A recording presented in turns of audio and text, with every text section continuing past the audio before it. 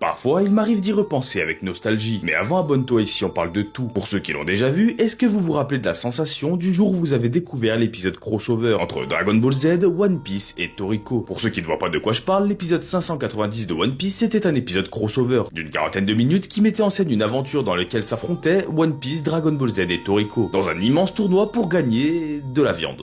Bon, tu me diras, il fallait bien trouver un truc qui intéresserait les trois protagonistes. Et honnêtement, j'avais beaucoup aimé cet épisode, notamment pour les interactions entre les personnages de One Piece et Dragon Ball Z. Oui, bon, avec tout le respect que j'ai pour Toriko, j'ai jamais regardé un seul épisode, donc honnêtement, que ce soit maintenant ou à l'époque, les persos de Toriko, j'en avais rien à secouer. D'ailleurs, dans cet épisode, il y avait vraiment deux moments que j'avais adorés. Le premier, c'est une scène où côté des Trunks fusionne devant Chopper, et que ce dernier veut apprendre à le faire, c'est trop drôle. Et le deuxième, c'est cette scène où après une explosion de puissance, tu te rends compte que le champion du tournoi, c'est Mister Satan. Non, vraiment, j'aime trop. Et en vrai, quand je repense à cet épisode, ça me rend nostalgique et ça me fait me poser une question. Est-ce que c'est encore possible aujourd'hui? Je sais qu'il y avait eu la collaboration entre Baki et Kengan Ashura, mais en vrai à part ça, est-ce qu'un jour on reverra un épisode comme ça? Un véritable épisode entre plusieurs grosses licences. Un épisode fait simplement pour nous faire plaisir, dans lequel tu vois des personnages interagir ensemble, des personnages qui n'auraient jamais pu se rencontrer. Parce que, au fond, c'est peut-être ça que j'aimais vraiment avec ce crossover. Pendant les 46 minutes de l'épisode, il n'y a plus de débat entre communautés, plus de mon animé est meilleur que le tien, plus de comparaison, plus de fans. Là, c'était juste Goku, Luffy et Toriko. Non pas séparés, mais réunis dans la même aventure. Franchement, je ne sais pas si un jour on reverra quelque chose comme ça, qui avait la même énergie. Si un jour ils nous refont un crossover comme celui-là, mais pas forcément avec les mêmes animés, je pense que je serai le premier à pleurer là-dessus. Dis-moi ce que t'en penses en commentaire.